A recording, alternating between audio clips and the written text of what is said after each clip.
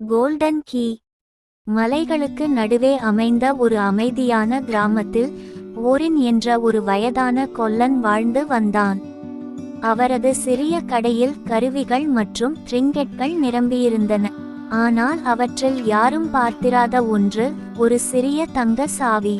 அவர் அதை தனது பணிப்பெட்டியின் கீழ் ஒரு பெட்டியில் மறைத்து வைத்திருந்தார். அதன் தோற்றம் அவருக்கு கூட தெரியவில்லை.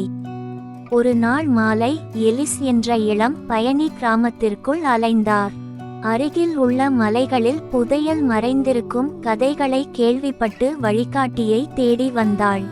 ஆபத்தான பாறைகள் மற்றும் அடர்ந்த காடுகளை பற்றி எச்சரித்து கிராம மக்கள் அவளது வேண்டுகோளுக்கு தலையை ஆட்டினர். ஆனால் எலிஸ் ஓரினின் கடைக்குள் நுழைந்ததும் கொல்லன் அவளை ஆர்வமாகவும் தயக்கமின்றி பார்த்து தங்கச் சாவியை கொடுத்தான். இது உங்களுக்கு வழியை காண்பிக்கும் என்று அவர் மர்மமான முறையில் கூறினார். அவர் அதை கடந்து செல்லும்போது அவரது கைகள் சீராக இருந்தன. உறுதியுடன் நிறைந்த எலிஸ் மலைகளுக்கு சென்றார்.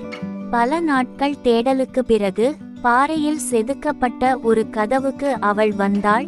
அது ஒரு மங்கலான தங்க பளபளப்பாக இல்லாவிட்டால் அவள் கவனித்திருக்க மாட்டாள். அவள் சாவியை செருகினாள். கதவு திறந்தது. பளபளக்கும் தங்கம் மற்றும் நகைகள் நிறைந்த ஒரு குகையை வெளிப்படுத்தியது. ஆனால் புதையல் அவள் கண்டதில் மிகவும் மதிப்புமிக்க பொருள் அல்ல. குகையின் மையத்தில் தெள்ளத் தெளிவான நீரின் குளம் இருந்தது. அவள் அதை குடித்தபோது அவளுக்கு அமைதியும் ஞானமும் நிறைந்த உணர்வு ஏற்பட்டது. உண்மையான பொக்கிஷம் தங்கம் அல்ல, ஆனால் பயணம் அவளுக்கு கொடுத்த மனதின் தெளிவும் நோக்கமும்தான் என்பதை அவள் உணர்ந்தாள். கிராமத்திற்கு திரும்பிய எலிஸ் தங்கச் சாவியை வைத்திருந்தார். அதன் உண்மையான மதிப்பை இப்போது புரிந்து கொண்டார்.